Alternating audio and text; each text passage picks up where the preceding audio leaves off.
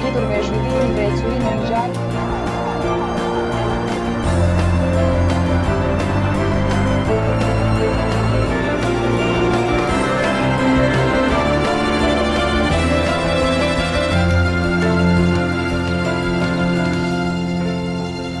Përshëndetje.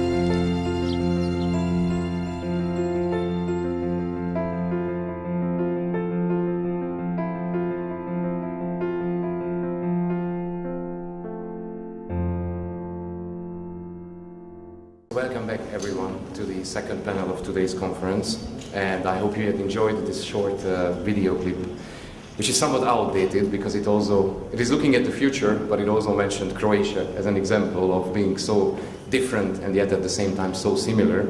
Now Croatia, of course, I think we can fairly say partly thanks to the hard work of the Hungarian presidency in 2011, is in the European Union. But this movie, this little video clip, was really fitting for the second panel, whose title is The Enlargement from the Perspective of the Old and New Member States. How was the reception of the strangers from the East? So I think also this video is trying to speak for the fact that we were not so strangers after all, and the prospective members of the EU are also not so strange after all. This panel will be moderated by Ms. Enikő Győri, Minister of State for EU Affairs in the Ministry of Foreign Affairs. By way of introduction, Ms. Győri has served as EU Affairs Minister since 2010, when she left her seat at the European Parliament and joined the ministry to oversee first the preparations and then the execution of the very first presidency by Hungary of the European Union, the Council of the European Union in 2011. Before her election to the European Parliament, she was Chief of Staff of the EU Working Group of the Fidesz Parliamentary Caucus and an advisor on EU affairs at the National Assembly. And between these two positions, she served as Ambassador of Hungary to Italy between 1999 and 2003. She earned her degree at the University of Economics in Budapest in the Faculty of International Relations, and in 1992, which was followed by a PhD in 2000. So, Ms. Győri, the floor is yours. Thank you so much, Malcolm. Ladies and gentlemen, I would like to invite you to listen to the second panel, which will have a different focus. Meanwhile, in the first panel, we were very much concentrating on Central Europe, on the Visegrad cooperation, and we were looking very much to the East.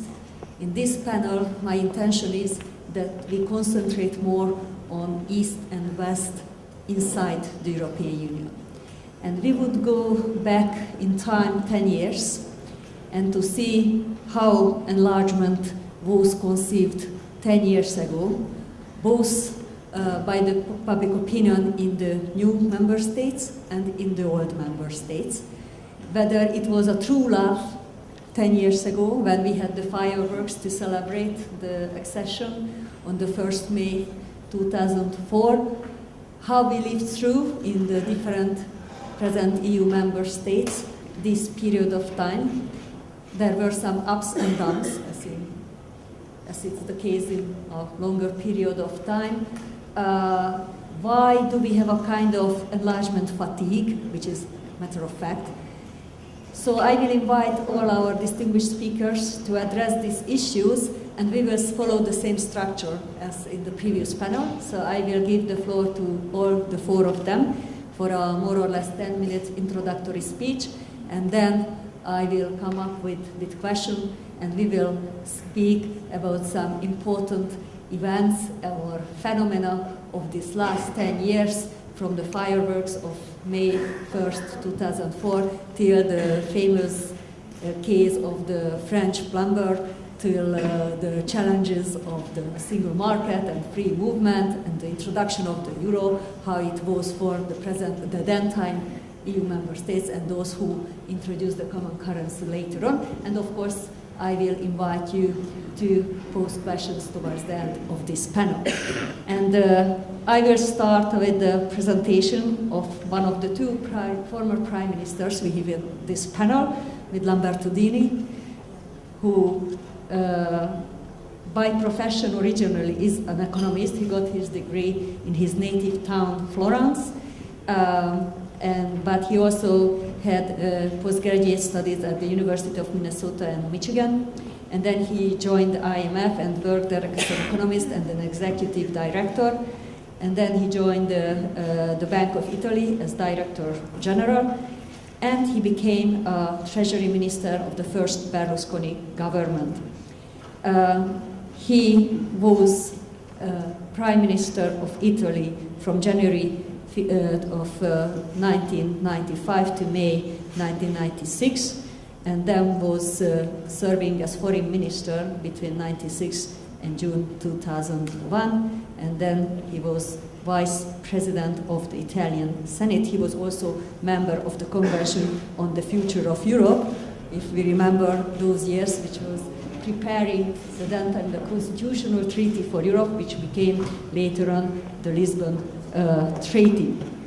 Lastly, from 2006 till 2013, he was the President of the Foreign Relations Committee of the Italian Senate. So it was a very long list, but I think these are so important missions that I couldn't miss any of them. So, Prime Minister, I would like to invite you to take the floor.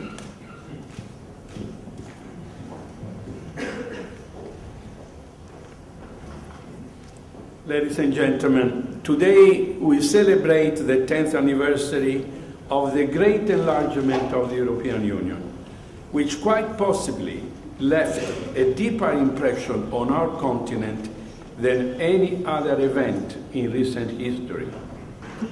Thus, I would like to congratulate the Hungarian authorities for organizing this commemorative conference in Budapest, which is not only one of Europe's great capitals, but is also emblematic of the divisions that mark what was called the short 20th century. In response to the questions that have been put to the speaker of this panel, I would like to give an immediate, clear, and unequivocal answer. The enlargement of 2004 was an historical moment resulting from a decision that could not have gone otherwise, a decision, moreover, that increased the welfare of the original member states that had championed the integration process. The applicant states were required to carry out comprehensive reforms and make sacrifices in order to comply with the single market and competition rules, and this proved to be to the general benefit of all members of the Union. Unquestionably, the European Union wanted the countries of Eastern Europe to join. New members were welcomed into the fold as part of the drive towards the reunification of Europe.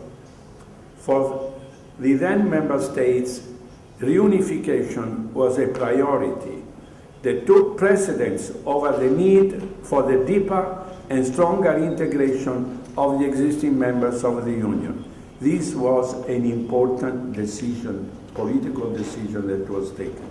Not go for deepening the integration of Europe among the existing members, but just look for the unification of Europe as a priority.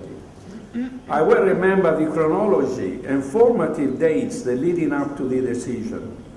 June 1993, which was when the criteria and conditions to be met by the country aspiring to be members was set out in Copenhagen. And March 1998, a date deeply ingrained in my memory, for it was then that the European Union decided to enter into accession negotiations with the first group of 6 countries, of which Hungary was one. 2 years later, negotiations with other countries got underway.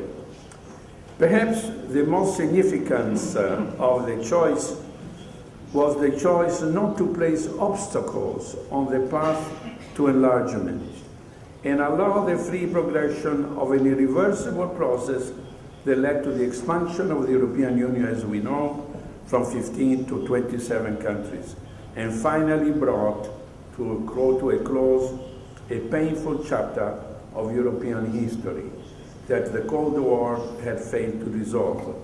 In place of division, the integrated area of freedom, security and justice, values that are embedded in the European Union's law and statutes, were established in the heart of Europe. As our host, the great European statements, Minister János Martonyi has so eloquently put recently, and I quote, "Hungarians have long cherished the 2004 enlargement as an act of retaking our natural place in Europe, pledging our support for a strong, inclusive continent.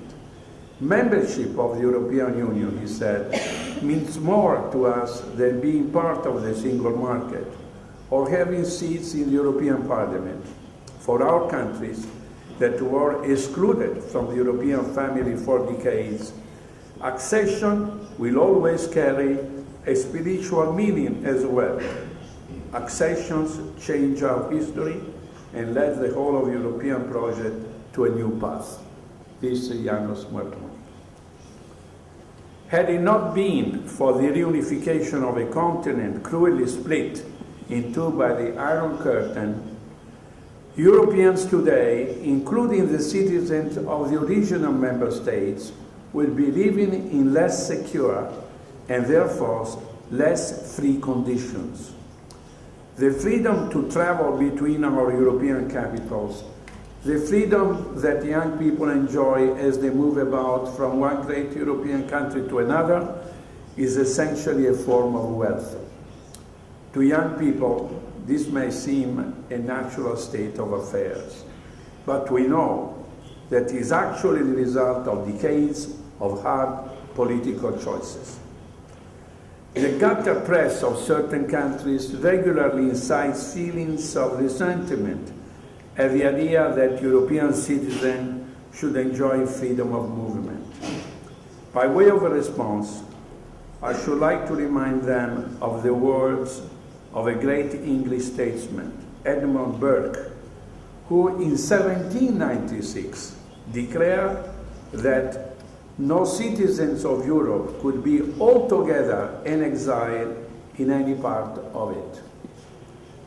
In making those choices in favor of enlargement, Europe unambiguously repudiated the catastrophic vision of European destiny that had dominated a large part of European culture, from Nietzsche to Spengler, who prophesied the decline and fall of the continent. We acted as we did also because we were fortified by value passed on from Aristotle to Voltaire, to Kant and Benedetto Croce. This is to say, we acted in the conviction that Europe is a state of being, a way of feeling, and living based on consciousness of freedom. Freedom has always been a distinguished characteristic of Europe. It was precisely this understanding of freedom that the great philosopher postulated as a criterion for distinguishing the European way of life from what they called Asiatic despoties.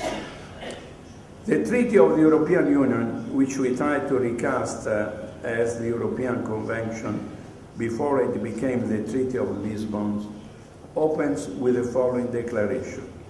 The Union is founded on the values of respect of human dignity, liberty, democracy, equality, the rule of law, and respect for human rights. Now, more than ever, we need to remember that the true boundaries of Europe are defined by the observance of these principles. Here to the east, the boundaries of Europe, which have historically been mobile, are marked out and secured by these values. The Great Enlargement was characterized by the application of these values and heralded the return of democracy and freedom to Budapest, Prague, Vilnius, and Warsaw. The act of reunification was also in continuation of centuries-long pattern of European history, in which countries such as Poland and Hungary were the bulwarks defending European Christianity from the threats from the East. It was during these past centuries that the city whose guests we are here today rose to power and greatness. It was at that time that Europe and the West came to be defined in moral, spiritual, and political institutional rather than in strictly geographical terms. Conscious of these values and of our history, we must now be prepared to reassert the ideals of Europe and of European unity, as they are all that stand between us and the homogenizing juggernaut of globalization. It is incumbent on our leaders to defeat the dangerous resurgence of anti-European sentiment and steer Europe towards the innate great phase, political union. As we meet here in Budapest, in this historic capital of Eastern Europe, news reports are dominated, not only news reports, we heard something today here in this meeting, are dominated by stories that we thought had been consigned to history long ago, but are now menacing not just this or that country, but the European Union as a whole. I believe the time has come to reaffirm with conviction what the fundamental reasons of our unions are. Europe is not just a single market, it is and must be a major force in international politics. Indeed, we deliberately included in the Treaty of Lisbon a specific solidarity clause that stands as a guarantee of the freedom and security enjoyed by European citizens, fruit of the far-sighted choices made after the tragedies of the last World War.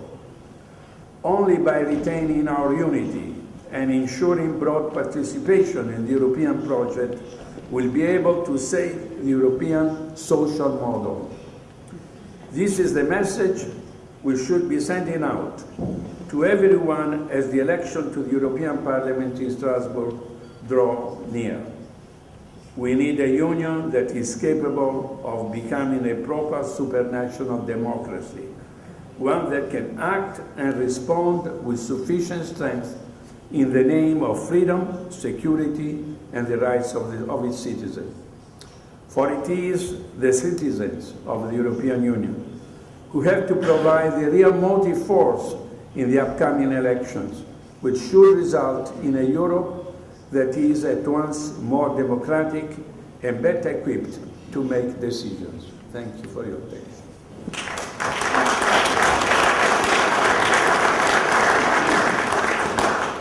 Thank you so much, Prime Minister, for reminding us the spiritual importance of enlargement. And now I will move on to our other former Prime Minister, Mikulás Dzurinda. Mr. Dzurinda holds a degree in engineering, and he also pursued doctoral studies and got his PhD degree in 1988. He worked first as an economic analyst and later on was director for information technologies at the regional directorate of the Czechoslovak State Railways in Bratislava. And then, as an expert in transport, he became Deputy Minister of Transport. But before that, in 1919, he was founding member of the Christian Democratic Movement, so he entered politics. He has been a member of the Slovak National Council since 1992. He was serving also as Minister of Transport, and then for several years he was Prime Minister of the Slovak Republic and Foreign Minister also. At the moment he is member of Parliament, and he is also President of a European think tank, Center for European Studies. Well, Prime Minister, now the viewpoint goes back to one of the new entrants of 10 years ago. The floor is yours. Thank you very much, dear Minister, dear János, dear colleagues, ladies and gentlemen, at the beginning of my intervention, I would like to thank organizers. It means Foreign Ministry and Minister Martoni for inviting me. And at the same time, I would like to congratulate Hungary to the 10th anniversary of joining the EU. There are many reasons to celebrate, not only in Budapest, in whole of the country, but also in Bratislava, in Warsaw, in Prague, in all capitals of, still allow me say, member states. Despite all difficulties, problems, challenges which we are facing in Europe, our citizens still understand very well that maybe the EU is not a paradise for them, but there is no other or even better alternative to be secure and to have the chance to develop the country, to organize the future, especially for our children, for young generation. This is why there is huge majority of citizens in Slovakia which support our joining the European Union, and this is good by my mind. From the other side, in my opinion, the process of European reunification was perceived positively also by the West, by the United States, but also by the old members of the European Union. They viewed it not only as a necessity or as a compensation for the past. I believe that also the countries like Italy, Germany, France, but also the UK, Spain, Austria, and the others consider the integration of the countries of the former communist bloc to be beneficial as well for them, mainly for economic reasons, more opportunities for trade, more opportunities for investments and so on, but also for the reasons of security. Each of the countries that negotiated their EU accession was bringing along a certain legacy. However, not always had the value of this legacy been positive. In some countries, we inherited, for example, obsolete nuclear power plants. Jaslovské Bohunice in Slovakia, Kozloduj in Bulgaria, Ignalina in Latvia. It was not easy to manage the slowdown of these nuclear power plants. But also political heritage was problematic and not easy in some cases.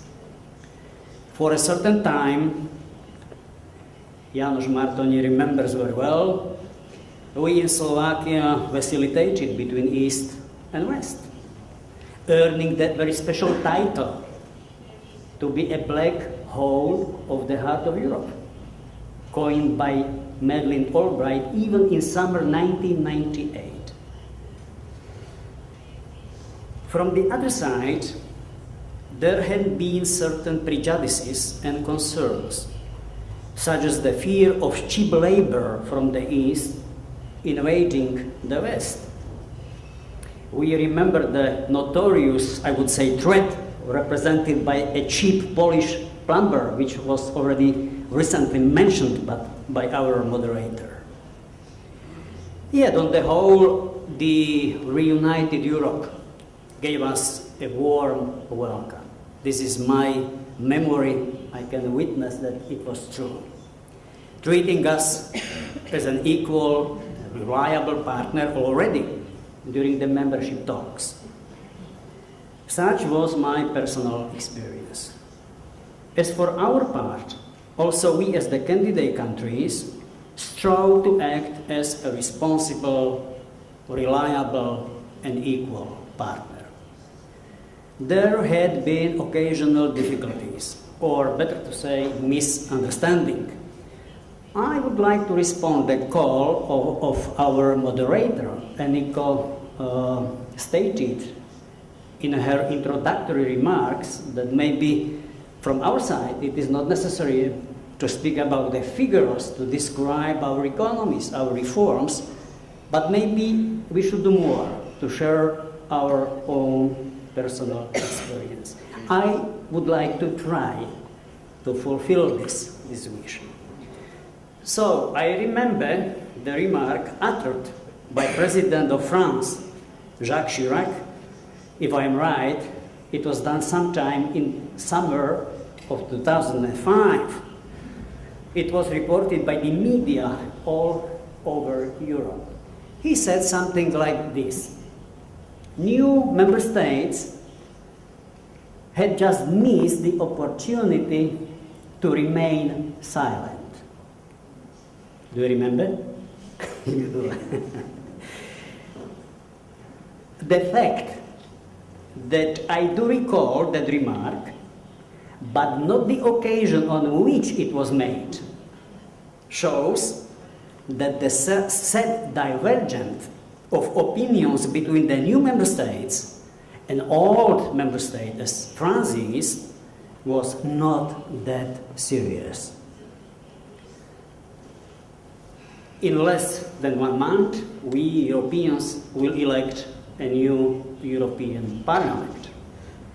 I remember how 10 years ago I conceived the idea that the next president of the European Commission should be José Manuel Barroso. However, the Benelux countries, but also France, I must say openly, and Germany, had their eyes set on Guy Verhofstadt, the Prime Minister of Belgium at the time.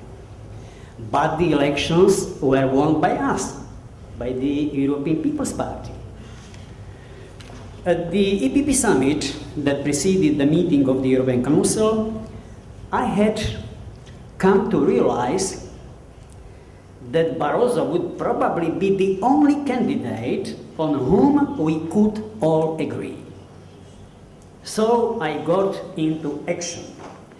I started to act together with Wolfgang Schüssel. It was the beginning, Franco remembers. Then I continued with Silvio Berlusconi. Then Kostas Karamanlis and some other friends. At the end of the day, I had been speaking to Tony Blair as well, to create a group of like-minded. The reaction did not take long to follow. First, Monsieur Chirac, then Mr. Schroeder, invited me for a one-on-one discussion at the hotel room.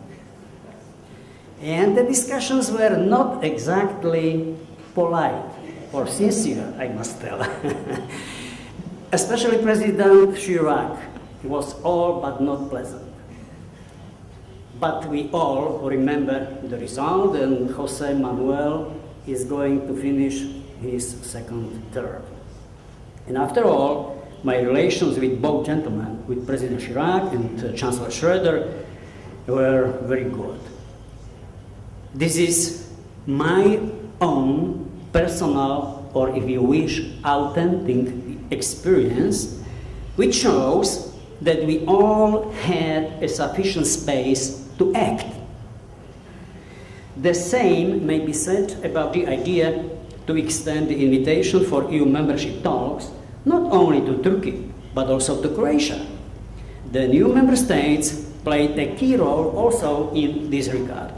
I believe that János, but also Werner van Slaben can witness that this is true. In my view, the new member states represent a positive asset for the reunited Europe, although it may sometimes seem that they complicate the life for the older member states. I will be provocative a little bit. Slovakia refused to support the loan for Greece in order to encourage a serious discussion about responsible fiscal policy and budgetary discipline. On the other hand, the Slovak government did not hesitate to link the vote on the European bailout mechanism to link the vote on the of confidence in the Slovak government. so as enable to create of that key rescue instrument, which has been substantial not only for Greece, but also for some other countries. The Slovak government fell, but the EFSF mechanism was ratified. Another provocation. Slovakia did not recognize Kosovo. This was also meant to help Serbia come to grips with its past. The subsequent developments have shown that we thus contributed to a trend that is completely positive and beneficial for the whole of Europe. Serbia has already started its negotiations with the EU. Could you tell it 2 years ago? And this is also confirmed by the Serb leaders that it was helpful for them. The countries of the former communist bloc possess a unique experience with designing and implementing structural reforms. In our countries, we lost entire industries. For instance, in Slovakia, this applies to the decline of its arms industry. However, on the other side, completely new industries have been arisen, such as the automotive industry in Slovakia. While 20 years ago, the country was a superstate in the per capita production of weapons, today it is a superpower in the per capita production of passenger cars. In my opinion, the process of structural reforms is a permanent necessity for the whole of Europe. And the new member states, not only Slovakia, but also other new member states, can and should be the driving force of this process. And final remark, because I'm hearing the bell. The European reunification project is not a project without boundaries. Europe, as Václav Havel, who has been already quoted in this place, used to say, Europe has its beginning, but also its end. Europe suffers from enlargement fatigue. The European Union is occupied by shaping its institutions and rules with a view to being able to prevent new crises and to be more competitive. These are objective processes. But at the same time, the EU should be willing and ready to embrace those Western Balkans and Eastern Partnership countries that wish to join the EU, and at the same time, they are willing and able to meet the required criteria, both political and economic. We must not raise illusions and false expectations, neither among the politicians nor among the citizens of these countries.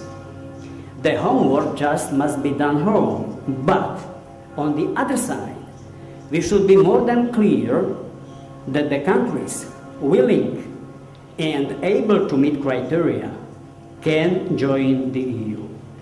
We are ready and we are willing to help them, especially by sharing our own experience. Thank you for your attention.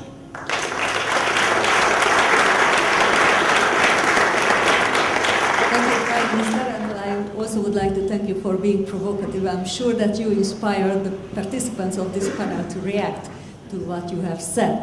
And now let me invite Guido Westerwelle to take the floor. Guido Westerwelle grew up in Bonn. He studied law at the university, and later on he even received a doctorate degree. He started to work as an attorney, and then he joined the Free Democratic Party in 1980. He was serving as Secretary General of the Free Democratic Party from 1994 to 2001. He was elected chairman of the party, and he was chairing it for 10 years. From October 2009 to December 2013, he was the German Federal Minister for Foreign Affairs. In December 2013, he founded the Westerwelle Foundation for International Understanding. And you also have to know that when in office, Mr. Westerwelle established the so-called Zukunftsgruppe, which was a kind of, well, how should I say, maybe a think tank composed of foreign ministers with a very clear intention to create an opportunity for foreign ministers to think, to reflect. Because you have to know that in the everyday life of a foreign minister, there is very, very little time to think. To think about, for example, because the sequence of events really simply is not affording having time for great thoughts. But Minister Westerwelle constrained, if I may use that word, to think, to sit down together and think about the future of Europe. And I'm very interested in knowing what he thinks is valid from the work of Zukunftsgruppe, what is the way forward for Europe. Minister, the floor is yours.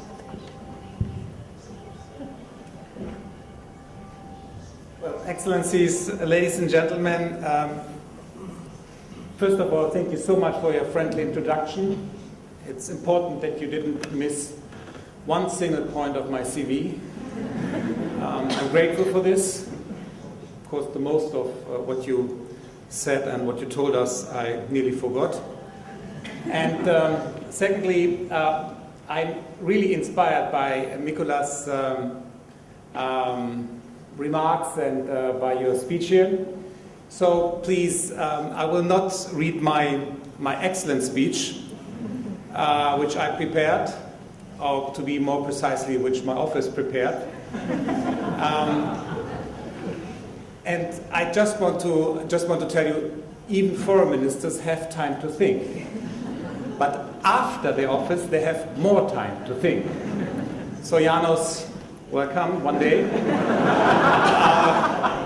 Back to the free people. And I'm very grateful for this invitation, and with all modesty, and I'm very serious, I'm grateful for this conference. I think it's an excellent idea to invite us to Budapest, and I'm grateful to be here once again. So instead of reading and telling you my words and my speech I prepared, I will make 8 short remarks inspired to what you said before. The first thing is, I think that the decision 10 years ago, the enlargement decision, that this was the real birth of the European Union like we have it today. Sometimes we read in comments and in intellectual papers that Europe is a major lady. From my point of view, Western Europe may be a major lady. Europe, as we know it today, is a young girl. Because I remember when I grew up in the Rhine Valley that we all understood, especially if you grew up in a divided country with the war, we all understood that Europe is more than Western Europe. And especially my teachers, my political and my intellectual teachers, they told us, never forget that there is more than Western Europe. Europe was never called Western Europe, it was always Europe, it was a continent. And now it's a community of values. So if we are too stressy and too serious with all the mistakes which probably we have to overcome in our days, we should never forget that the Europe we know today is a 10 years old little girl, which of course we have to train, we have to teach, and we all have to learn in this community of values. One may never forget that the unification of Germany was also the start of the reunification of Europe. It was the reunification of Europe, and it was implemented 10 years ago, of course a bit earlier, by the wisdom of our predecessors, but we have to understand that's the Europe in which we are living. Second, I think Europe is a single success story, including the success story of Western Europe, but the Europe we are living in today is a great success story. I'm telling this against all these Euroscepticism, what we see in our days all over Europe, not only in one single country, all over Europe, including my own country at home. It's one clear success story.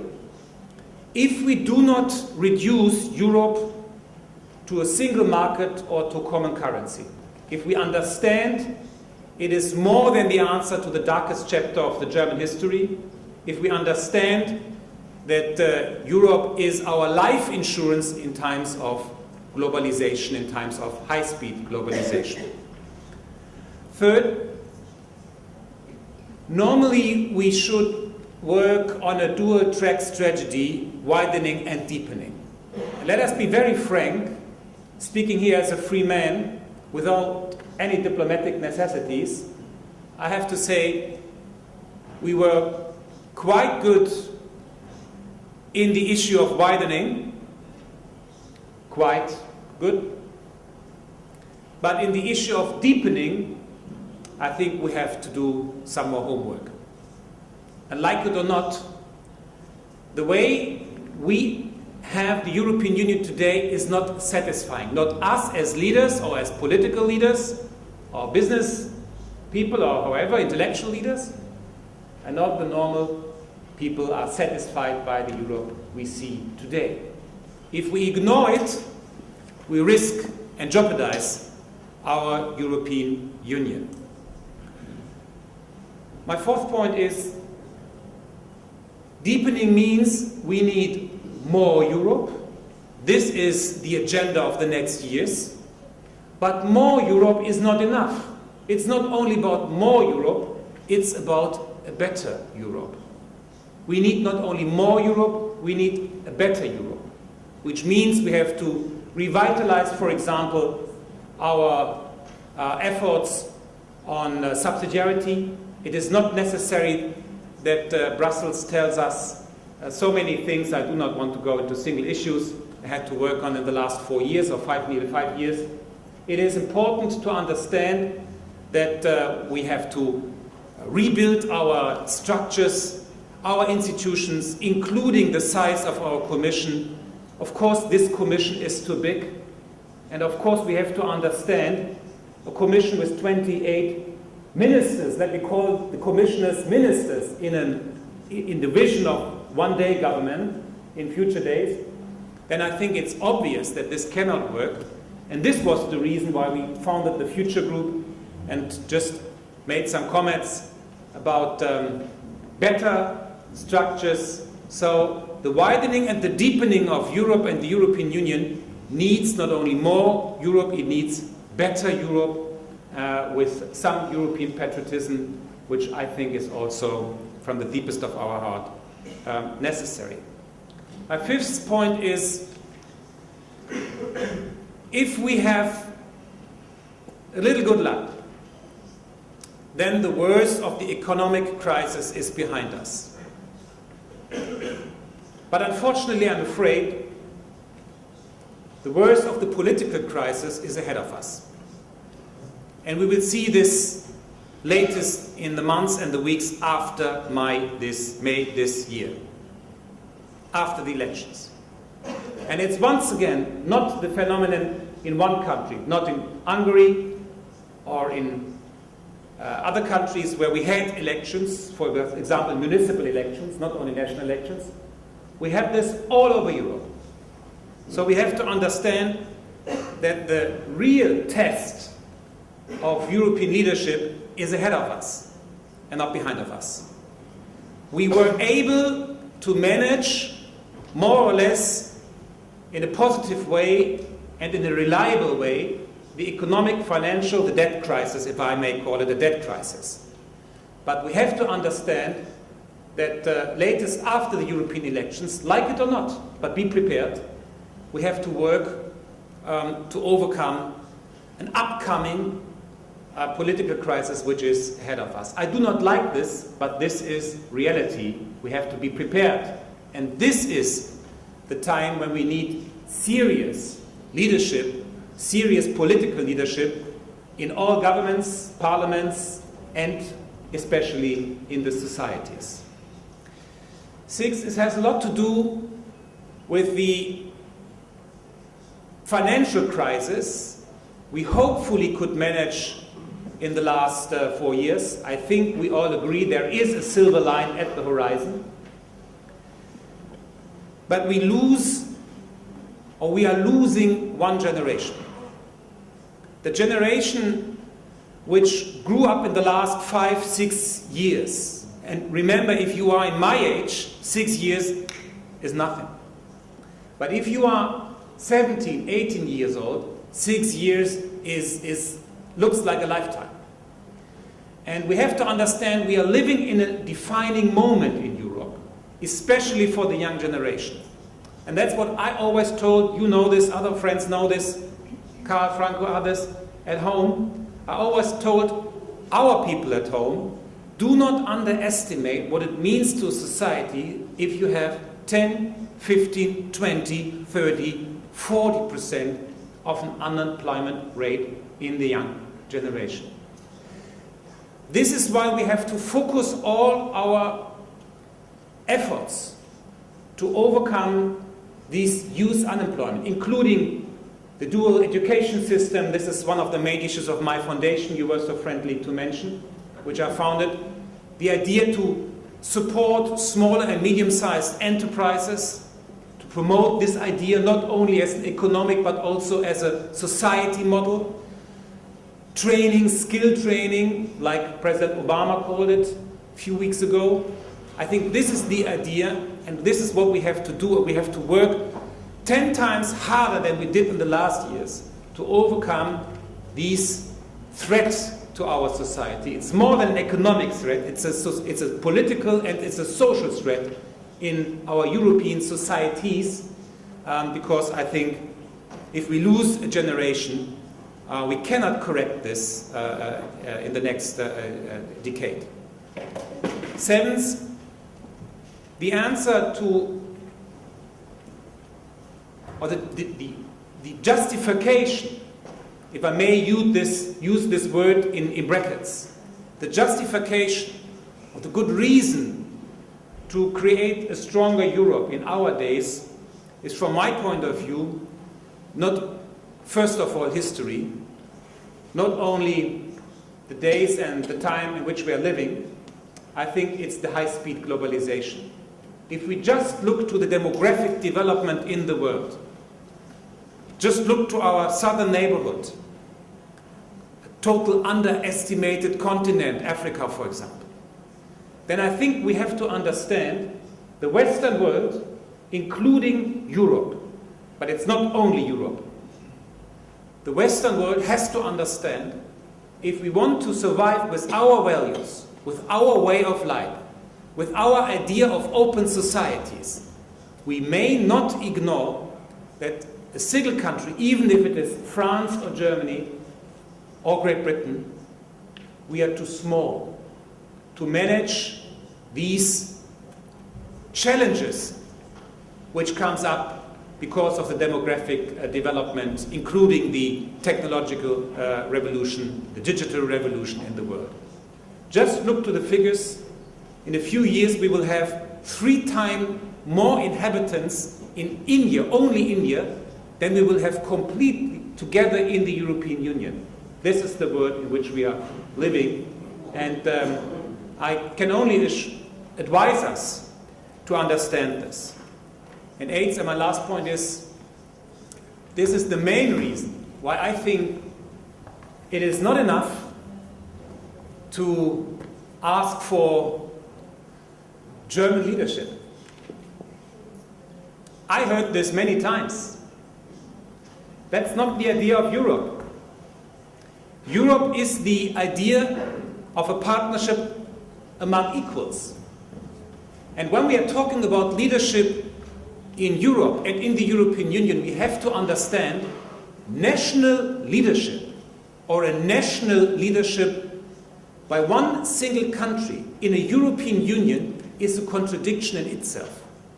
It cannot work. And in the same moment, if the German government, the government I was part of, or the future governments, or the government in the cabinet of Angela Merkel today, if they would say, Germany is the leader, we do this, we show you the way, just follow us, it would be a mission impossible in the same moment when it starts. Because in the same moment, other important players, heavyweights in the European Union would never accept this, that one country wants to lead the European Union. It's not about national leadership, what we are seeking for, or what one should seek for in the European Union. It's about the leadership of the European Union.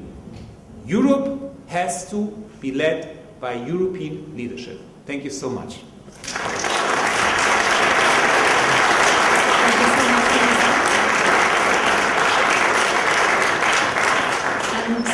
Thank you for being very clear on your ideas, that's the way forward, and also mentioning the challenges we have all to face.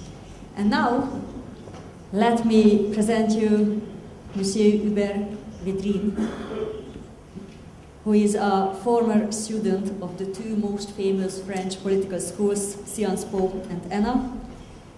Monsieur Védrine served successively as a diplomatic advisor, spokesman, and Secretary General, Chief of Staff under the presidency of François Mitterrand from 81 to 95. He was Minister for Foreign Affairs in the government of the Prime Minister Lionel Jospin under the presidency of Jacques Chirac from 1997 to 2002. In January 2003, Monsieur Védrine founded Hubert Védrine Conseil, a public consulting firm specialized in foreign, economic, and geopolitical affairs. Last evening he told me that he is almost as busy as when he was serving as foreign minister, but his activities are a bit different. And now I think that even this new activity for him is very important for being able to speak us and sharing his opinion with us on the future of Europe and on the present state of affairs in Europe. Monsieur le ministre, en français, for those who would need the headset, Monsieur Védrine will speak in French. Monsieur Védrine, la parole est merci.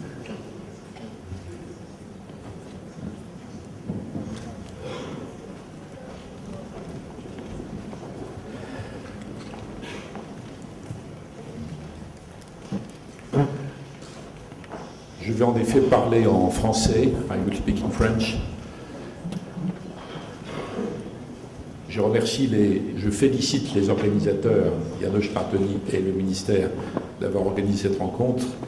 Et je vous remercie d'avoir prévu une interprétation en français pour cette session, car c'est plus confortable pour moi. Et en anglais, vous seriez déçus. Je n'arriverai pas à dire la moitié des choses que j'espère subtiles, puisque moi je suis dans la phase après, c'est-à-dire la phase où on pense énormément. Vous avez entendu qu'on a du mal à beaucoup réfléchir quand on est ministre, donc il faut avoir beaucoup réfléchi avant, on réfléchit beaucoup après, et dans quelques cas extraordinaires, on arrive à réfléchir en même temps, mais c'est très difficile. J'attends que tout le monde soit branché. It works? Ouais. Bon, alors, je vais essayer de vous présenter un point de vue français à ce sujet. Naturellement, je parle en toute indépendance, je suis un homme libre, mais évidemment, je suis très français dans ma façon de voir les choses. Et je vais vous dire un mot sur la façon dont l'élargissement avait été perçu, ressenti. Je vais dire un mot sur qu'est-ce qu'on peut penser de nouveaux élargissements aujourd'hui, éventuellement. Je vous dirai un mot sur l'euroscepticisme et un mot sur les clarifications qui, à mon avis, seraient utiles par rapport à ça. D'abord, en ce qui concerne la façon dont ça avait été perçu en France, c'est important pour moi cette occasion, parce qu'il y a eu souvent des interprétations négatives, parce qu'en réalité, la France a toujours été relativement inquiète depuis l'origine par rapport à tous les élargissements. Il ne faudrait pas que dans cette région de Visegrad, l'Europe centrale, on pense que c'est à cause de l'Europe centrale. Ça n'a aucun rapport en fait. Rappelez-vous qu'il y a très longtemps, la France du général de Gaulle n'était pas favorable à l'entrée de la Grande-Bretagne, par exemple. Parce qu'il pensait que ça allait tout, que plus rien n'allait marcher après. La France était très réservée en ce qui concerne l'entrée de l'Espagne et du Portugal. Le président Giscard d'Estaing avait commencé, il avait dû s'arrêter. L'opinion était trop contre. C'est le président Mitterrand qui avait fini le mouvement. Ce n'était pas facile. Et donc il n'y a pas de singularité en ce qui concerne la perception de l'Europe centrale, et personne en France n'a jamais mis en doute que l'Europe forme un tout, une unité, comme le rappelait le ministre Westerwelle, un ensemble de cultures, d'histoire, de civilisation, même si c'était une histoire tourmentée. Il n'y a jamais eu de clivage là-dessus. Le clivage ne porte pas sur ce point en particulier. Et d'ailleurs, quand François Mitterrand était là, c'est lui qui était président quand il y a eu le grand bouleversement, quand l'Union soviétique a été tellement affaiblie qu'elle n'a pas pu empêcher la réunification de l'Allemagne, puis la chute des régimes à l'Est, etc. François Mitterrand avait une vision très ambitieuse par rapport à ça. Il a lui-même été en voyage dans tous les pays dès 89, y compris ici, 89 ou 90 ou 91, il était partout, sauf en Roumanie. Et il avait lancé une idée qui avait été mal comprise à l'époque, mais qui était importante sur le plan de la dignité. C'était l'idée que sans attendre le jour où tous les pays d'Europe centrale seraient dans l'Union européenne, il fallait créer une confédération politique pour être sur un pied d'égalité tout de suite. Ça n'a pas été bien compris, il y avait un malentendu. Certains, notamment M. Havel, avaient pensé que c'était une sorte de manœuvre pour retarder l'entrée de ces pays. Ce n'était pas du tout le cas. D'ailleurs, François Mitterrand avait dit en 1989, comme ça va prendre 15 ans, on ne peut pas attendre pour avoir une relation de dignité et d'égalité politique. Alors tout le monde avait dit c'est épouvantable, c'est une vision archaïque, il veut nous empêcher d'entrer. Et les pays en question sont entrés 15 ans après, en 2004. Mais c'était en réalité une vision, je crois, assez généreuse, assez tournée vers l'avenir. Après, il y a eu une longue période des négociations d'entrée. C'est là où János Martonyi et moi, nous avons travaillé ensemble dans ces années, puisqu'on a été ministre quand il était la première fois. C'était à peu près au même moment. Je l'ai été entre 1997 et 2002. Et c'était donc la période de négociation pour l'entrée. Alors certes, il y a eu périodiquement des angoisses françaises, mais ce n'est pas des angoisses géographiques ou culturelles ou nationales ou ethniques. C'est des angoisses sociales, en fait. Comme la France est très attachée à son modèle social, presque trop, je peux dire, parce que moi, je fais partie, en France, de ceux qui pensent qu'il faut faire des réformes très importantes. Je viens de faire un livre à ce sujet, mais je vois bien que les angoisses étaient liées à ça. Alors, on a beaucoup parlé du plombier polonais. M. Sikorski est parti, mais bien sûr, il serait sensible à cette question. L'angoisse en France du plombier polonais qui vient et qui a une protection sociale très faible, donc il est moins cher, donc c'est un concurrent abusif. Bon. Mais il y a la même chose sur le dumping social et fiscal en Irlande. Donc ce n'est pas lié à cette région du monde. Il ne faudrait pas croire que c'est lié uniquement aux pays de l'Europe centrale et orientale. Donc il y a une préoccupation française qui est très liée à cette dimension sociale. Je ne peux pas vous dire, puisque je vous parle librement et honnêtement, je ne peux pas vous dire que cette préoccupation est disparue, en réalité. Mais il n'y a aucune confusion dans la tête des Français. L'Europe forme un tout. C'est une évidence, avec des composantes. Puis selon les sujets, on est d'accord avec les uns ou les autres. Les Allemands et les Français ne sont pas automatiquement d'accord sur les sujets. Je connais ça depuis toujours. La relation franco-allemande, elle est fondamentale. Quand ça ne marche pas bien, le reste du système ne marche pas bien. Mais l'entente, ce n'est pas automatique. Elle n'est pas spontanée, elle doit se construire. Tous ces pays restent en réalité très très différents. Mais il n'y a pas de clivage. Je ne pense pas qu'il y ait un clivage Europe de l'Ouest, Europe de l'Est. Je crois que ce n'est plus le cas sur aucun sujet. Mon deuxième point sur d'éventuels nouveaux élargissements. Alors là, on ne peut pas cacher la réalité. Dans un pays comme la France, l'opinion n'est pas favorable à de nouveaux élargissements, parce que l'opinion est sur la défensive, elle est assez négative par rapport à tout ça, et donc n'importe quel nouvel élargissement est mal perçu, en fait. Le cas sur lequel il y a le plus de polémiques, c'est le cas de la Turquie, en fait. le cas de la Turquie. Les élites françaises sont plutôt favorables. Les responsables économiques voient bien que la perspective pour la Turquie d'entrer dans l'Europe a été un formidable levier de modernisation de la Turquie. J'étais d'ailleurs moi-même au Conseil européen d'Helsinki, quand on avait accepté le principe de la candidature turque. Donc on voit bien le levier de modernisation. Mais il y a tellement d'inquiétudes et d'angoisse sur la situation économique en Europe même, et d'autre part sur l'avenir de la Turquie, que évidemment aujourd'hui, s'il y avait un référendum sur ce point, la réponse serait négative. Sur la Turquie comme sur d'autres. Mais je suis en train de vous décrire une phase. Je ne suis pas sûr que ce soit une position perpétuelle. Les think tanks, périodiquement, dire il faut revenir à un noyau dur. Le noyau dur. Ça, c'est un mythe de la français assez fort, parce que quand on discute du noyau dur, personne n'est capable de le définir, en fait. Alors, si on dit, mais est-ce que c'est les pays du traité de Rome? Alors, évidemment, hurlement chez les autres, à commencer pas uniquement la Pologne, mais par l'Espagne, qui n'y est pas, par exemple. Est-ce qu'on prend les pays les plus gros? Donc on met la Pologne, mais vous imaginez la réaction des autres. Bon, donc c'est une question insoluble. Mais elle tourne dans l'esprit, dans le débat public français, parce que y a cette idée à laquelle je vais venir, que tout ça ne peut pas fonctionner, en fait. Et c'est une idée qui est en train de devenir très, très, très forte en France. J'en viens à mon troisième point, justement. Nous vivons en France depuis quelques années, mais là, c'est pas que en France, un grand mouvement d'euroscepticisme. Mais je voudrais préciser ce terme. Dans les médias en France, je ne sais pas si c'est le cas chez vous, on mélange dans le terme eurosceptique des gens qui sont vraiment hostiles, qui sont euro-hostiles ou europhobiques. Il n'y a pas de jeu de mots sur jobique, c'est europhobique. Bon. Et on mélange cela et ceux qui sont sceptiques, au sens vrai du terme. C'est-à-dire, sont déçus, sont découragés, ils n'y croient plus vraiment, ils ne sont pas contre. C'est plutôt bien ce qui a été fait, c'est bien, mais enfin, ça ne marche plus très bien.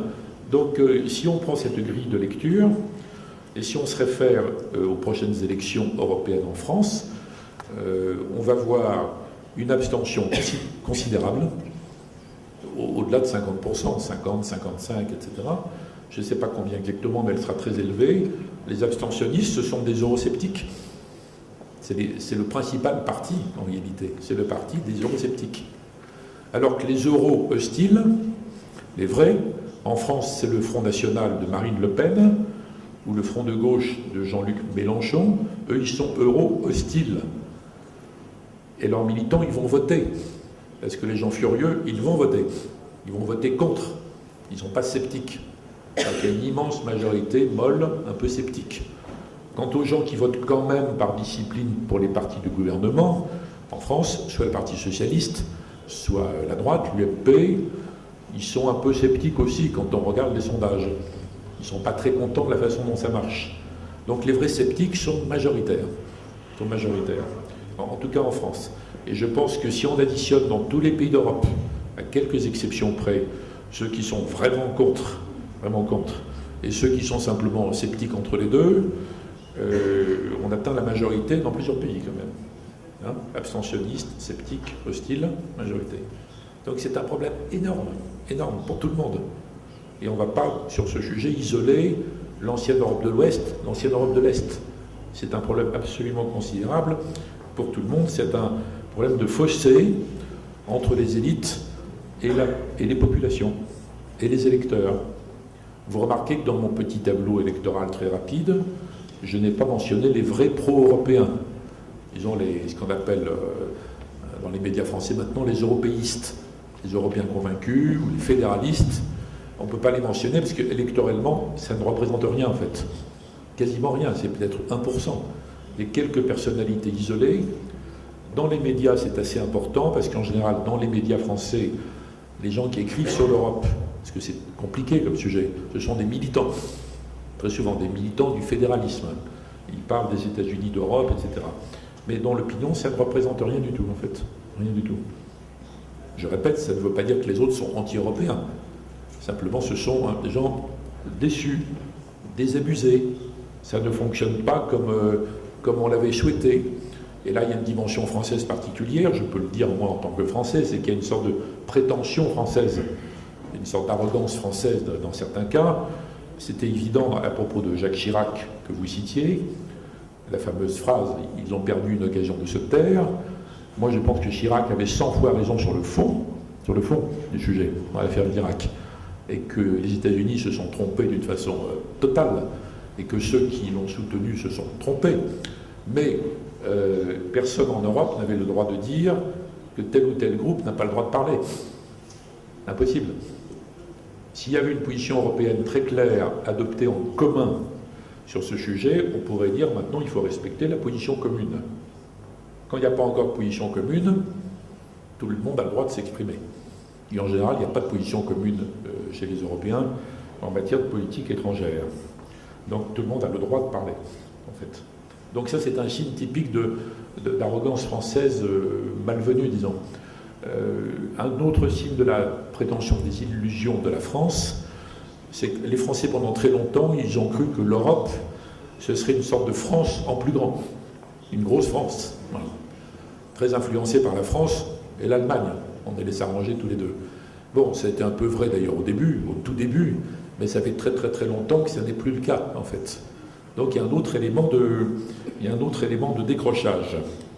Donc la France, mon pays, est un problème en réalité par rapport à ça. Et ceux qui veulent corriger cette évolution, à mon avis, se trompent de cible, parce que tous les milieux convenables, on va dire, tous les leaders d'opinion, politiques, économiques, culturels, etc., en général, ils attaquent violemment ceux qui votent pour les extrêmes, pour le Front National ou pour les partis de gauche. C'est abominable, l'extrémisme, c'est honteux, c'est le fascisme qui revient, bon, des tas de déclarations ridicules comme ça, qui n'ont aucun effet, parce que les gens qui votent pour les partis extrêmes veulent provoquer un scandale, en fait. Ils votent pour scandaliser. Donc plus on est scandalisé, plus ça les consolide dans le vote, en réalité. Donc il y a une sorte de perte d'énergie politique, alors que le vrai travail dans des pays comme la France et dans d'autres, c'est de parler aux gens qui ne sont pas anti-européens, qui ont été pour, mais qui n'y croient plus beaucoup ou qui sont déçus. Donc les sceptiques, il faut parler aux sceptiques. Parler à ceux qui sont hostiles, on perd son temps largement. Parler les autres, c'est utile. Je termine donc par un commentaire sur, d'un point de vue français, alors c'est peut-être valable pour d'autres pays, mais pas forcément, d'un point de vue français, qu'est-ce qui pourrait corriger cette évolution qui n'est pas bonne quand même. À mon avis, c'est une clarification. Une clarification sur plusieurs points. Parce qu'aujourd'hui, l'Europe est ce que les linguistes appellent un mot valise, un mot qui a plusieurs sens. On lui donne tout le sens qu'on veut. Et donc, comme il y a tous les sens possibles au mot Europe, il y a des attentes extrêmement confuses, impossibles à satisfaire, et ça alimente l'insatisfaction. Donc, à mes yeux, 3 clarifications, et je terminerai par ça. D'abord, la clarification politique. Qui décide quoi ? En France, l'idée que la Commission va avoir de plus en plus de pouvoir et devenir un jour une sorte de gouvernement, c'est un argument répulsif. C'est complètement négatif comme vision. Et alors que si on stabilisait de façon calme, en arrêtant de faire un nouveau traité tous les 5 ans en disant que le traité d'avant était très mauvais, si on se calmait, je pense que ça a un effet apaisant. D'ailleurs, après 2005, le chancelier Schröder, quand je l'ai revu dans les années après, il m'a dit plusieurs fois, je ne sais pas ce qu'en pense M. Westerwelle, mais le chancelier Schröder m'a dit plusieurs fois, s'il y avait eu un référendum en Allemagne en 2005, la réponse aurait été non. C'est le point de vue du chancelier Schröder. Alors, je lui avais dit à chaque fois, pourquoi ? Il m'a dit, parce que les Länder ne supportent plus le grignotage par la Commission, qui va sans arrêt trop loin, beaucoup plus loin. D'ailleurs, je vous ai entendu, oui, ça peut se discuter, ça ne peut pas se prouver, mais je vous ai entendu parler de la subsidiarité tout à l'heure, et au fond, je le dis dans le même esprit, principe de subsidiarité. Les Français, ils ont manifestement besoin qu'on clarifie qui décide quoi, dans un esprit de subsidiarité, et que toute une série de réglementations détaillées ne soient plus prises au niveau de la Commission. Normalement, la France ne dit pas ça officiellement, mais moi je le dis, parce que je peux parler librement. Ce n'est pas exactement ce que demande M. Cameron, parce que M. Cameron n'a pas précisé encore ses demandes. Mais enfin, c'est un état d'esprit. Rendez-vous compte que dans le système européen actuel, il y a des réglementations qui sont plus détaillées que ce qui se passe aux États-Unis, entre Washington et les États des États-Unis, qui ne sont pas des vrais États. Il n'y a pas le vieux peuple du Connecticut et le vieux peuple du Rhode Island, c'est la même chose. C'est ça. Donc il y a quelque chose qui est sans doute à corriger sur le plan des opinions et de la politique.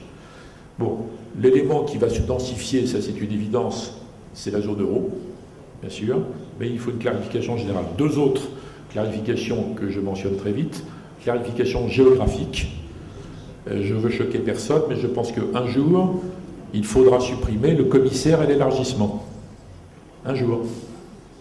On peut faire avant la liste des pays qui ont vocation à entrer.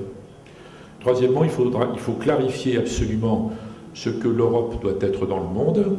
Est-ce que c'est une puissance en formation, capable d'être respectée par les Américains ou de dissuader M. Poutine, par exemple, ou est-ce que c'est simplement une organisation philanthropique? C'est pas du tout la même chose. Voilà. Et naturellement, moi, en tant que Français, je crois que l'Europe doit être un pôle dans le monde multipolaire de demain, mais je ne pense pas qu'on soit obligé pour ça de niveler l'ensemble des peuples du système européen. Donc je cherche une sorte d'équilibre et je cherche à réconcilier les élites et les populations. C'est un souci pour la France très important, mais je pense que c'est un souci pour d'autres pays aussi. Merci beaucoup, Monsieur le ministre. Je voudrais vous remercier spécialement pour avoir fait très clair la différence entre être eurosceptique, euro-réel, euro-hostile ou europhobe. Parce que je pense que quelquefois, surtout dans le langage européen PC, on mélange toutes ces choses. Et si quelqu'un a le courage de poser des questions, très facilement peut être identifié comme quelqu'un qui veut rompre ou détruire l'Union européenne. Well, ladies and gentlemen, I think all have enjoyed these presentations, and maybe you also would like to react to what your colleagues have said in this panel. But let me, as we have a bit more or less 20 minutes, I will come up with one general question, but I will try to make it more specific to each of you, and then I will see whether we will get any questions from the floor. The message I have learned from all of your interventions was that, well, of course we know that the European integration has from the very beginning been, or was at the very early stages, an elite project. If you go back 50, 60 years, it was, well, the European leadership after World War II, which forced the European countries to cooperate after a devastating war. It was not easy. I think our German and French colleagues here could tell you very moving stories on that, how it was. We had a clear leadership in Europe. The direction was very clear.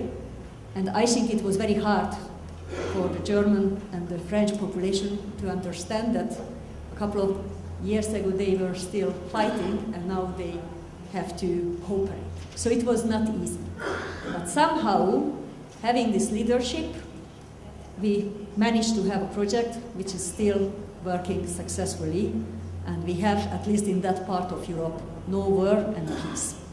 But the message is that unless we manage to acquire more support, public support for the European project, we will lose. This is what Guido Westerwelle is saying, that unless we are able to cope with youth unemployment, for example, to make sure that our young people have a clear future inside, then we will have problems. So, public support. Let me make my question more specific to each of you. Prime Minister Dzurinda, you mentioned, and I was very happy to hear that you mentioned that it was very difficult and it was a combined vote in Slovakia when you had to be part of the EFSF, of this bailout mechanism, and Slovakia had to make part of those who were helping Greece and to have a fund in Europe for bailing out even richer member states. what kind of impact it had in the Slovakian public opinion. And a bit earlier in time, you have to know that when we had the campaign here before the referendum on accession, in this campaign, Hungarians were promised that they will have the chance to open coffee shops and pastry shops in Vienna, which has never happened. I don't know how your campaign was in Slovakia, but are Slovakians happy, independently of whether they are able or not to open a coffee shop in Vienna? Whether their attitude has been shaken, for example, incidents like the EFSF establishment. Prime Minister Dini, if I may, my question, I will make it more specific concerning the public support when you introduced the euro. I had the chance to be in Italy in those years, and I remember that Italian bartenders were making a very strange conversion from the lira to the euro, and suddenly what is the most sensitive for every and each Italian is the price of an espresso, because they cannot start working any day without having a nice cup of espresso. And the conversion was done in a very innovative way that the price went up significantly, which destroyed immediately part of the public support for the common currency. How lived that you personally through? What your advice would be to our countries, which will, when we are strong enough to introduce the euro, how to prepare it better? And what about public support now? I saw a survey this morning that Grillo's party has a good chance to be second in the European elections. So how you see the question of support in the case of Italy? Minister Westerwelle, if I may, your speech was very clear. You are in favor of a more and better Europe, and both words are important. Do you think that the public opinion in Europe is ready for a deeper Europe? Or what to do with Mr. Cameron's ideas? What to do with this subsidiarity check idea coming from the Netherlands? Can we have a kind of, on a cherry picking base, that everyone wants to have parts which he likes and neglect the other parts? Won't we destroy by that? If, for example, with the integrity of the single market, if we challenge the free movement as it is happening, or it has happened previously, but not to touch the others, will not be something that would disturb significantly the balances inside the present union. So how you see that, how you think that by this deepening, we still can able to regain public support for the European project. And Monsieur Vedin, thank you very much also for mentioning the Polish plumber. You have to know that I have some friends living in France who were telling me in those years, it was in around 2005, when we were about to adopt a new directive on services, which was foreseeing the liberalization of services, and that's why everyone was saying, no, France will be invaded by the Polish plumbers. And then these friends of mine were telling me, oh, I wish the Polish plumber was already here, because my tap is leaking for 3 weeks and I have no French plumber to come because I just cannot find any, so I hope the Polish plumber will come. And later on, the Poles were running an excellent tourist campaign in France, saying the very nice, good-looking guy in the poster saying that, hello, I'm the Polish plumber, I stay at home, but you will also be welcome in Poland. So how do you see the public opinion now in France? The same survey I mentioned previously, I saw that Front National, and we were making a reference to it in your speech, is already number 1 for the European elections. How do you think that public support can be regained for the pro-European or not Euro-hostile parties? And whether the idea to go back to the noyau dur you mentioned, that you mentioned also that there is no clear understanding of this noyau dur, of this hardcore Europe, whether it would be helpful for regaining public support. So this is how I try to make my questions more specific to you, and please from the floor already start thinking what to pose to our panelists. Mr. Zurinda, the floor is yours. Thank you very much for your questions. Well, the loan for Greece was immensely sensitive for us, especially because of the fact that it had happened immediately after elections in my country. And I will remember forever that we succeeded, and I traveled to Brussels being very happy that I will be the foreign minister in the new government. And instead of being warmly welcomed, I was heavily attacked by all my friends. So I had come to realize immediately that this is not only politically dangerous, but very serious.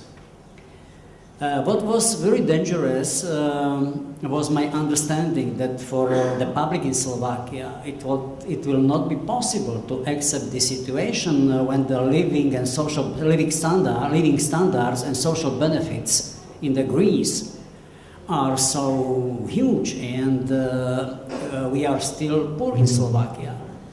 So I remember my talks with Chancellor Merkel and the other friends, Peter Balkenende from Netherlands, for instance. At the end of our very lively debate, I invited them to come with me to Košice on the square and to announce to the public that we are going to borrow a lot of money. I being convinced that this money are more or less lost. So then it was, there was a good news and bad news. Good news was that we felt that we are right in our effort to bring a more serious discussion about the substance of the difficulty. That the substance is related not only to one country, to Greece, but this is much more serious and deeper. A good news was also that we realized that it is not necessary for all member states to join this project. Or from the other side, Slovakia, by its position, will not undermine the effort of the others to finalize this project. But at the end of the day, as I have already mentioned in my remarks, we needed more time just to speak to people, to explain that our single currency is at stake. And it is not only about the Greece. On the other side, during this time, thanks to Prime Minister Samaras and his government, the country was able to adopt very difficult measures, which was helpful at the end of the day for the process of ratification of this instrument, rescue instrument.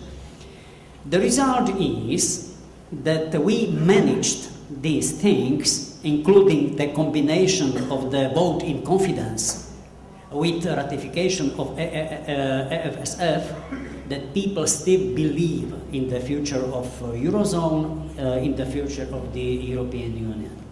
I am positively surprised that also in these days, the support of the public in my home is higher than 60% for the idea of European integration. And I do believe that also our management of the Greek situation, I would say, helped a little bit to keep the level of this support for EU idea. And the second question, to open a coffee shop in Vienna, I did some other crazy promises in Slovakia, trying to be mature. I promised double salary for Slovak workers, because it was not easy to beat Mr. Mečiar at that time. He was so huge. I was forbidden to follow TV debates and so on. I did 1,500 kilometers by bike.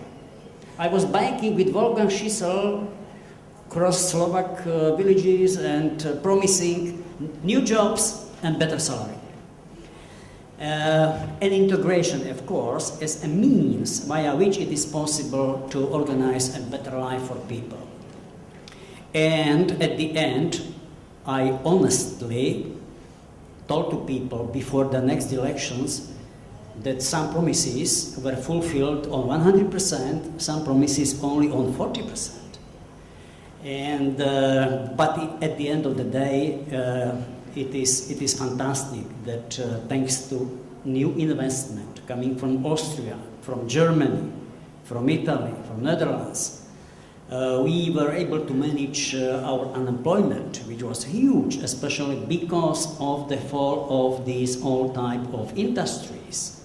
From the other side, many Slovak people found beautiful jobs in Austria. Do you know that 25,000 Slovak nurses are working in Austria? Good for them, good for Austria. Win-win situation. So at the end of the day, I would say that my children, my daughters, are very happy on Sunday afternoon when I'm asking them, what are you going to do? And the younger one is answering me, oh, I'm going to go to Vienna with my friend to Stefanplatz for a coffee and Sachertorte. Incredible in my life when I was 20, unimaginable. So it is enough to drink coffee on Stefanplatz and to eat beautiful cake or Sachertorte. But even more, what is fantastic is to have investment and to feel very strong friendship and support. Thank you very much, Prime Minister Dini, on the introduction of the euro and the price of the espresso in Italy.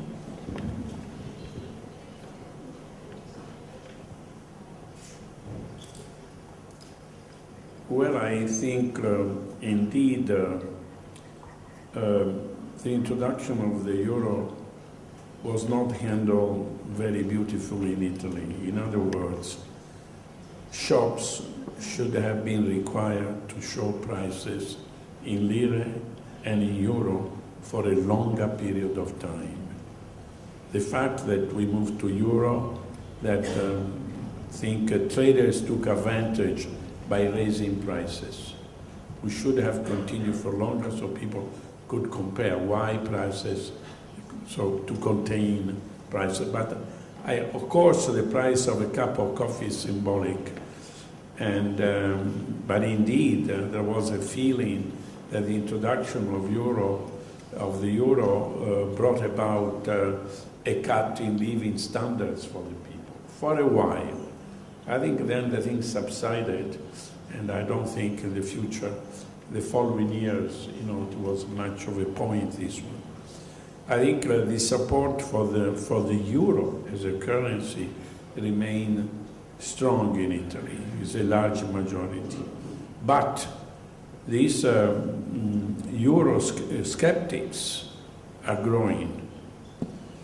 And although we believe that a majority of the people is still supporting the euro and is still supporting Europe, indeed there is the Lega, and now there is this anti-system movement, protest movement, led by Grillo, as you said, that at the European election risk to become the second party, because European elections are proportional. There is no majority system, and therefore there is this kind of risk, and this links really, why is it so? I think we ought to try to understand why in the last few years sentiments against Europe has mounted. What are the reasons? The reasons since 2000. There was no Eurosceptic from the year 2000 to 2007, when the introduction of the euro was followed by a period of rapid economic expansions in all of our countries. There was no increase in unemployment in those years. Then the crisis came, and we know where it came from. All right. And because of the crisis, unemployment has been rising. And Dr. Westerwelle said, we are losing a generation. And because of this reason, he feels that the worst of the political crisis is ahead of us.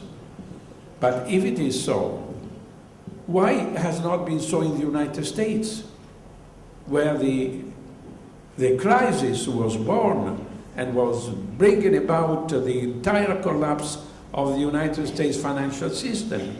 not only Wall Street, but all the major companies and so on. But they adopted policies that were different from those that Europe was capable to produce, especially for the countries that are in the euro area. So I believe that here we should reflect whether the macro policies of Europe since the beginning of the crisis has been suitable to overcome the crisis, or whether instead the policies have led to a continuation of the crisis. In Italy, as in other countries such as Spain and others, and GNP is still below 5-6% below the level of 2007 and 2008, and therefore unemployment has grown so much. And these are the reasons, because the people attribute the increase in unemployment to Europe. Europe is responsible for all this. Of course, we know it is not that, but the overall economic policies of Europe has not been best suited, to deal with the economic crisis. May have had other merits, but simply not to resolve it. And we are still in these conditions. And now we go in the European Union, in the European elections, with this kind of situation. And so we should not be surprised. I heard Hubert Védrine is very pessimistic about the sentiment for Europe in France. It was not so in the past. Why has it become so now? I think the economic conditions of the families, of the people generally, are at the base of this anti-European sentiment that has been spreading all over Europe. Now, the Polish plumbers were mentioned, and since we're dealing with unemployment, that is not an issue in Italy, in our country. I remember that when the European Union was enlarged to Spain and Portugal, there was a fear that that will lead to an invasion of Spanish workers, not only in Switzerland but in Italy as well. It wasn't so, because with the joining of the European Union, the conditions were created in Spain for rapid economic growth. So there wasn't really very much of immigration from Spain. We don't have a problem with Spanish plumbers.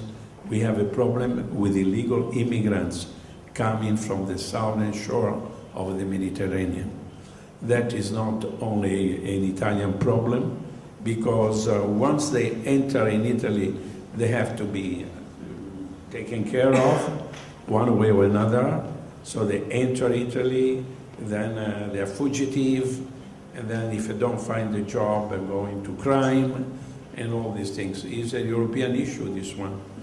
I think if in the estimates we are making today, that there will be 100,000 immigrants, illegal immigrants, arriving on our shore during this year, I think that is a major problem. Thank you. Thank you so much, Minister. Very brief, because you all look hungry. The first thing is, when I used the word leadership and public opinion, you asked about the public opinion, how is the public opinion in my country, in other countries. Am I naive? No, I'm not. I know the public opinion about Europe, and I know the increasing Euroscepticism all over Europe and in nations. I mentioned it before. But the question is, and this is the key question for everyone, are we the echo of this public opinion, or are we leaders? And that's what leadership means. Not only to agree to everything what's in the media and what's in the public discussions, and if there are 30% against Europe, suddenly you have to address speeches with 30% against Europe and European issues. This cannot work. This cannot work. That's not leadership. Leadership is not that national politicians tell their public at home, it's not us, it's Brussels. It's not us who are responsible for the youth unemployment, it's Brussels. And in some countries, it's Germany. They forced us. to make all these deficits. Brand new for me. I mean, the idea that others are responsible for the results of the debt crisis, this is naive and not pro-European leadership. How can we change the mood? How can we change the vibrations in our societies? This is the key question for leaders. And there's only one single reason, many others, but one single reason I want to underscore. The world is changing. And we are shifting to the end. I mean, in 2050, we will have round about 9.6 billion people, billion inhabitants in the world. Round about 5% will be Europeans. This is the main question. And this is the world in which the young generation is growing up. And whether they can still live in an open society or they get other things. For example, about rights for women, women rights, minority rights, that the individual counts and not only a collective system. This is the main question. I'm missing this leadership, and that's the only thing what I wanted to say to this public opinion. Do we really think Jean Asselborn, who is the foreign minister from Luxembourg for nearly 100 years, and John Asselborn, when I became foreign minister, he told me a lovely quote, I mean, which I really love. He said, I mean, I don't know if the whole story is true, but I think it's really straight to the point. He said, you know, Guido, I have been in a press conference one day in China, in Beijing, and I stood there in the press conference next to our Chinese colleague. And I said, Excellency, Mr. Minister, the Luxembourg foreign minister in Beijing. Excellency, Mr. Minister, you and me, we are now representing 1/4 of the world population. Just think about it. And then if you give this little more a second thought, you understand it's not about Luxembourg. It's about us. And this needs leadership. Thank you very much, Minister Rathi.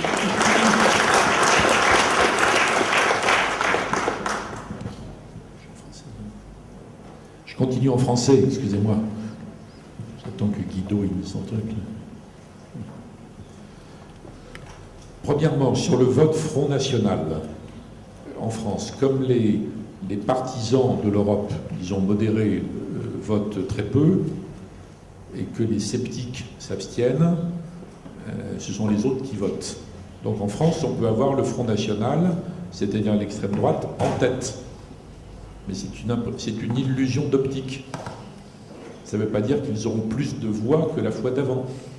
Donc il faut analyser les résultats électoraux en voix et pas en pourcentage, ce qui donne une fausse impression.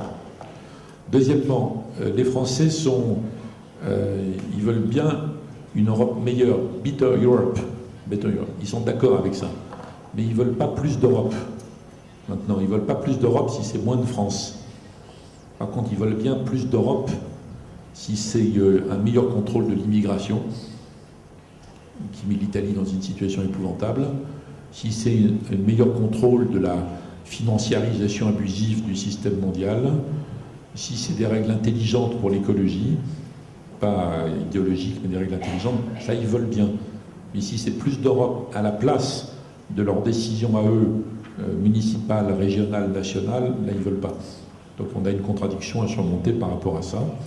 Et le leadership dont vous parlez, à mon avis, doit s'exercer par rapport à ces gens-là, par rapport aux eurosceptiques, qu'on peut rattraper. Les autres, c'est pas la peine de perdre notre temps avec les euros hostiles, il faut simplement les endiguer, quoi. Il faut travailler sur les autres. Merci. Well, I know, ladies and gentlemen, that we are running out of time and the lunch is being served immediately, but some very targeted, short, quick questions addressed to any of the panelists are still welcome if there is an interest on your side. Yes. Please identify yourself and be very sharp with your question. Thank you. My name is Csaba Kanca, former Councillor of the European Commission, and my question would go to Mr. Westerveld. Specifically, your point on the upcoming EU political earthquake or crisis, whatever we call it. Let me say that I fully agree with you, and my point is that I do not think that the general, the mainstream European public is aware of this upcoming trend, and it's not the same whether we are ahead of the game or behind the game, and my fear is that the European institutions and the European political families are behind the curve and would address this earthquake after 25th of May. If you just think of the polls in the UK, France, Austria, where they are specifically leading the polls. So don't you think that within this month, for example, the European major political families should or could come up with some kind of eye-catching PR or political points, boosting the legitimacy of the mainstream agenda? Thank you. Any other question? So I think that the closing remarks are for you. I mean, the main problem will be after the elections and the sadly expected results for some extremist parties. The main problem will be that the responsible parties will start to appease with this new radical moods which will enter the European Parliament. This is the main problem. Of course, if you have, like in Germany, we have this new right-wing party, anti-Europe right-wing party, and probably they get some percents. But the main point is not the percentage for them. The main point is that the reliable, the moderate parties or the center parties, that they think, oh, look, this is what we have to avoid, so let us radicalize our language to appease with the voters, to bring them back into our basket. And this is the challenge or the threat, I would even say. This is the threat for all of us. Same in Italy, I think. That's exactly what I'm warning for. Like it or not, I mean, I know how the mood is. I mean, I'm out of office since a bit more than 3 months, so I know how the mood is in Italy. I know the politicians. I know them all. In France, I know this. I know how this mood is in our countries. I know the results in your country. You know this exactly. Of course, we had our discussions and our considerations about this. But that's not the point. The point is, if we just wait until this anti-Europe mood will calm down, we will lose the momentum in the world. Because time is flying. In the last century, it took 50 years, and you could change a political landscape. If you are a successful economy or not, it was around about 50 or 100 years. In our days, it's 5 to 10 years. And then it's clear if you are in the Champions League or somewhere behind. It's about 5 or 10 years. 5 or 10 years are enough in our days to decide if this is an emerging country, emerging economy or not. And that's why I think, don't waste time. I tell this to everyone, including to myself, my own country. Let us not waste any time. We don't have time. I have had many discussions with our Chinese colleagues. Once again, China is in everyone's minds at the moment. But I could talk about Vietnam. I could talk about Colombia. I could talk about Nigeria. I could talk about dozens of other new upcoming centers of power.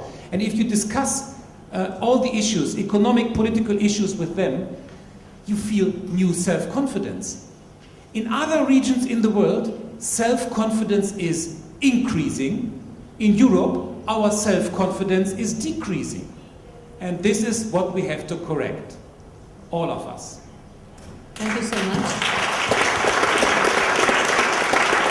Ladies and gentlemen, I think even on behalf of the audience, I would like to wholeheartedly thank you for your very clear words, for the very clear message that every politician in Europe has to move in a much higher sense of responsibility. We cannot close our eyes in front of the challenges. We have to be aware of our own size and capabilities. So we need courage, we will need political courage, and that's the only way how to exercise leadership and also how to regain public support for the European project. Thank you very much. And I need a little bit of courage to come between you and your lunch. But this is the lunch announcement. I just need to give you some information. And I would like to also thank the panelists for their contribution and discussion.